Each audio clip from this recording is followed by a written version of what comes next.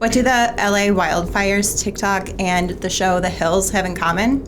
On January 7th, a catastrophic series of fires began ripping through Pacific Palisades and surrounding areas like Eaton, Sunset, and Kenneth, destroying thousands of homes and businesses in their communities. Among these thousands are Spencer Pratt and Heidi Montag, most known for appearing on the MTV show The Hills, who are now suing the city of Los Angeles and have taken to the soon-to-be-banned TikTok for support. Stay tuned to the end of this video to see how other victims may be able to file for compensation.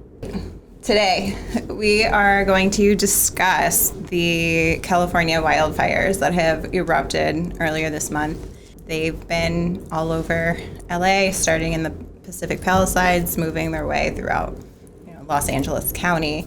Many people have lost their homes and businesses in whole communities, and I think that we should start with talking about what that looks like for people and how this is going to impact not just them, but maybe everyone in the United States. Sure. So we have multiple fires that have happened and that were out of control. So many homes have been lost in a very wealthy area. And when I say wealthy, I don't mean necessarily that those people have money, which we'll get into when we talk about Spencer and Heidi, but these homes are expensive. So to insure them and rebuild them, it's going to be the most expensive recovery in United States history. And unfortunately, for everyone across the country, because of climate change, we're dealing with new variations of natural disasters in areas that maybe weren't used to it. So these California homes were built to withstand earthquakes, but maybe not fires. And it's not just a California problem, it's also a Florida problem where insurance is hard to get. They're seeing increased and extended seasons for hurricanes. Just places that weren't getting tornadoes before are now getting tornadoes.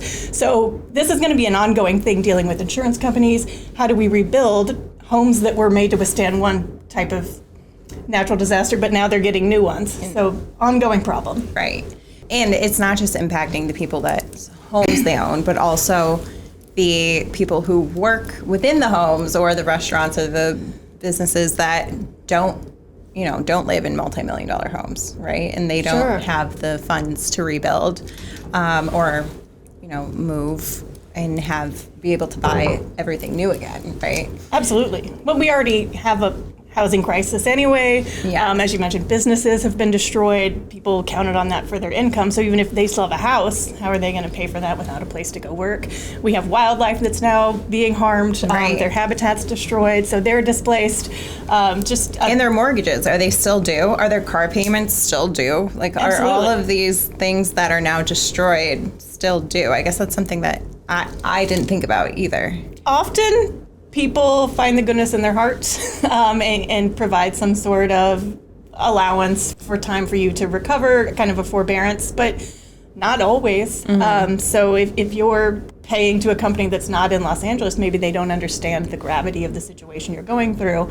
The world keeps spinning and things. It's at their mercy. It's not necessarily it's not a law that. No. If you owe me money and I'm entitled to it, and we've made arrangements for you to pay me, you've got to pay me, or you're breaching our contract. Right. So generally, there can be clauses for when there are acts of nature and that kind of thing, but that's a little more complicated. But just because you can't pay me because something else happened doesn't necessarily negate your liability to me. So it's messy and complicated. Yes. Our lives are all hard. And overwhelming when your house has literally been obliterated, or your whole community. So right. And you've lost your clothing, the things that bring you joy. Like nail clippers, not that brings you joy, but the simple basic things that you reach for and you don't even think about, they're gone. Absolutely. On top of God forbid, you actually lost an animal or a person or, things of that nature as well. What I do want to talk about is a different lawsuit that could potentially be filed in California. And this is actually between Spencer Pratt and Heidi Montag, who, for whoever doesn't know or isn't a millennial, they are stars from the MTV show The Hills. And they have made themselves known. They lived in the Pacific Palisades. I think Spencer's from there. He grew up there. His parents' house were completely destroyed, and they did not have insurance. Their Speidi is the celebrity name, so if I reference So we abbreviate that, it. yeah, that's what that is. Those in the know it's Speidi. Yes. Unfortunately, their house also did burn down as well, and their insurance was canceled a couple months before these fires occurred. So basically, like I said in the beginning of the video, they've lost everything. People are stating, oh, all these people are rich, like they'll be able to rebuild. That's not the case. In this case, where Heidi and Spencer have dumped all their money into their house, into Heidi's music, is what they said, and all these other things. So they aren't rich and can just rebuild, is what they're saying. Right. I think they called it house rich, money poor. Like, Yes. you have this house that you put all your money in, but like that's your investment. That's your thing. Nothing else. Right. So they are looking into suing the city of Los Angeles for negligence, and they claim to have evidence basically showing that I'm pretty sure one of their house was one of the first that was taken out by the Palisades fire. And he basically documented a lot of it through the security cameras and everything, basically showing that there was a water reserve that was locked prior to them evacuating and still locked when they came back to see what was left of their house, along with, I believe they called for a fire department who never really showed up. And basically they're saying that this could have been prevented in some capacity, or at least the significance of it could have been contained more. I don't know if you've heard or seen any of that, but yeah, I think I've seen the same things. There hasn't been a suit filed for this particular fire yet, so it will be interesting to see. We don't really know what the cause of this fire was compared to that, what we believe was the cause of that Eaton fire that was just a few days before this one, where they think that the power companies and the power towers and lines is the cause of it, so they're suing the power companies. So we have something different here where we don't necessarily know what caused it, but the city of Los Angeles had a duty to prevent it from at least getting this bad. They can't prevent all fires, obviously, but for it to spread and for them to not, as alleged, to not send firefighters out to control it before it got out of control, there's clearly issues going on with the water supply.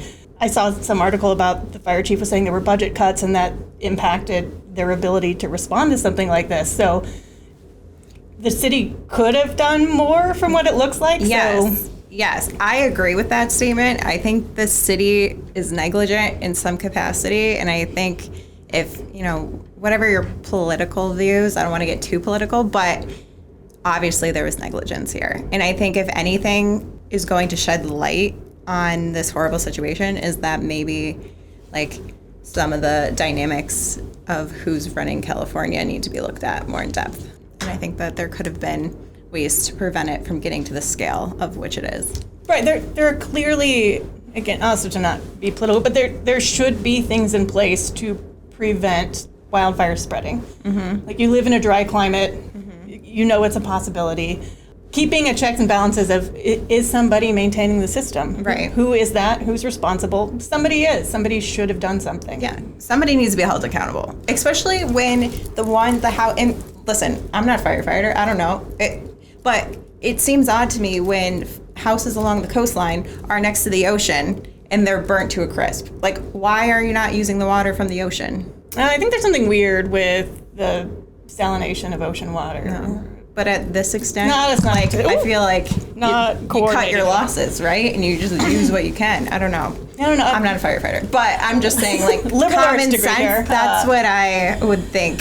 would. But if you can't use that water, and you have a place where we're all aware that in California there are a lot of rules about when you can and can't water your lawn, that there's constantly active movements to have drought-friendly lawns. So there's clearly a problem. Right. Well, also there's a problem when the reservoirs weren't full. That's part of the problem. They part of the don't have enough water. So Heidi and Spencer obviously are upset, and I agree with why. Understandable. So they have taken to TikTok, the soon-to-be banned TikTok, and have basically created a community to help shed light on the situation of the fires, document what they're all going through, and just everything that's happening to them.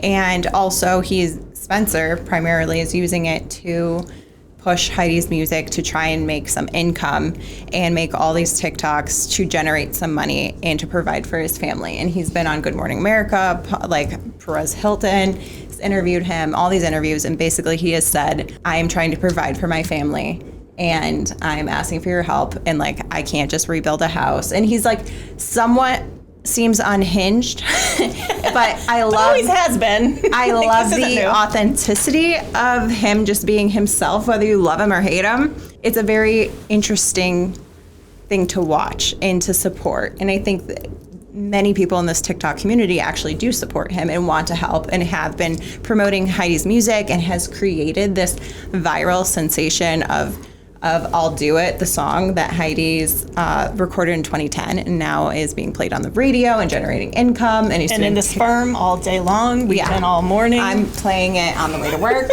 on my home. And like, it's a simple way to support someone in a time of need that isn't hard to do. And I think it's shedding a light on the community that TikTok has created and how much people are willing to support and help one another.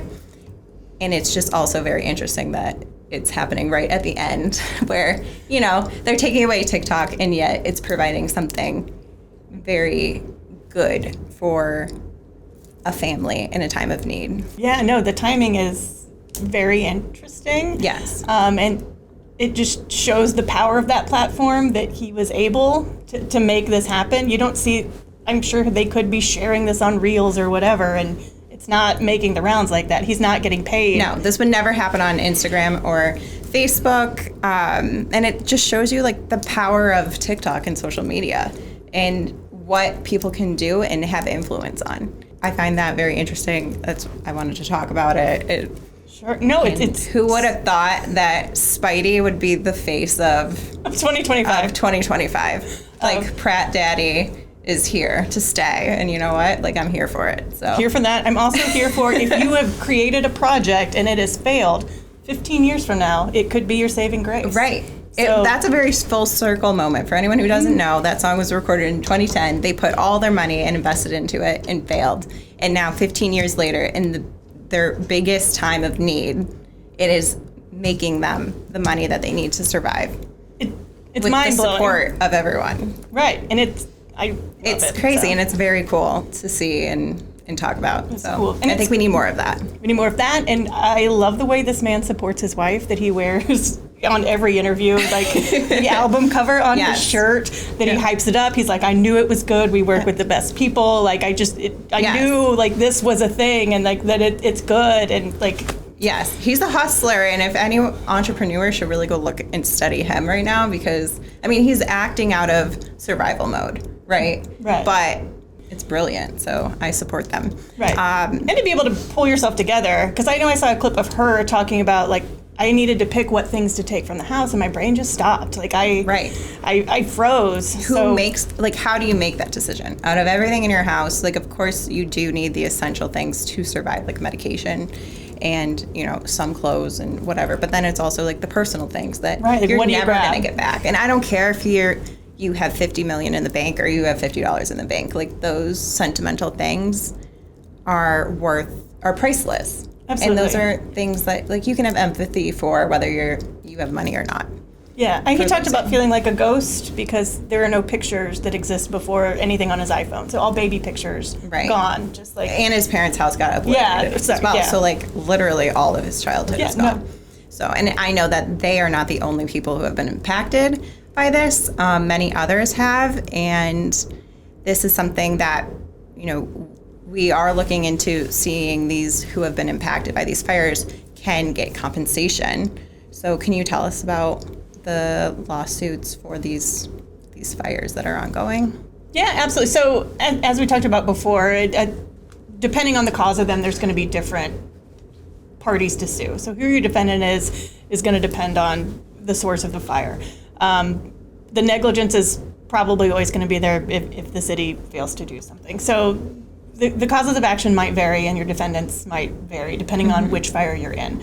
We would gladly help. If you have been injured or harmed in California, we're not California attorneys, but we work with them, and we can get you set up with somebody who can help you navigate this. So, like I said, if you were insured, who would qualify for this? If you lost a loved one, or if you were displaced, your house burned down, if you were suffering symptoms related to smoke inhalation or other effects of just being exposed to the fire. These are all people who would qualify. First responders are definitely going to be a big one. You're in the thick of it. So yeah, if in any way your house burned down, you just give us a call and we'll help get you set up and figure out what to do next. Yes. I want to talk about the insurance aspect. Oh yeah. The home insurance. Obviously, we all know that a lot of these insurances had decided to cancel many home insurances before this fire. What is that about? Yeah, so because of these increasing changes in natural disasters, it's expensive for insurance companies to rebuild these communities. So California, Florida, Louisiana, places that are hit with earthquakes, hurricanes, fires, insurance companies don't want to cover there. So they will just drop your insurance and you are kind of out of luck. California does have something. It's kind of a insurance of last resort. They call it FAIR, and it stands for something, but I'm not from California, so I don't remember. But there is an option, and I think 1 in 7 of the homes there were covered by it that have been hit by the fires, but it's twice the price that you would be paying for other insurance. So you're already paying for an expensive house. We've already gone over life is expensive. Everything costs money. And now your insurance, when you bought your house, and you were expecting to pay one rate, has now doubled. A lot of people can't afford that, and they're just going to risk it. And something like this happens. Right. And also, I guess there's an aspect of where a house is too big of an expense that insurance won't cover it to begin with. So they still build and then potentially lose their home in a situation like this. Is that true? I mean, that's what I've heard. I'm not sure about the too expensive. Probably. There aren't a lot of rules where we make insurance companies cover things. We don't force them to. Although I did read that now in California, they're trying to enact regulations that if you want to be an insurance provider in the state, you have to insure a certain percentage of this high-risk area. Gotcha. And it's going to increase as the years go on so that it's properly covered. But the argument is that that's not enough. Like, these places are at risk now. Their house could burn down next year, and that's not in place yet, so they're still not covered. So it's still the same problem. Right. Is there something being done in this moment through the government that the insurance companies are going to be held accountable for these fires? Not through the national government that I'm aware of. It's just the California state government. Middle of the country states don't really have this problem as much as California, Florida, and Louisiana. Okay. These are places with expensive houses and also a lot of potential for disaster. So I think because it is so specific, like in Missouri, you're less at risk to this, so it's not as big a deal. So I think national action, maybe because of all the outcry, because of this, we could do something, but I wouldn't hold my breath. We're also going to link below ways that you can help as well, and information that we just discussed about filing a lawsuit as well. Yes. Also, listen to Heidi's music. I'll do it. We got to make it top charts, number 1, Billboard. Keep it there. I heard there's going to be a Pitbull collab on that. I'm waiting for Mr. Worldwide to make an appearance. If you call and talk to me about your settlement on a different case and hear it in the background, just roll with it. Yes. So, all right.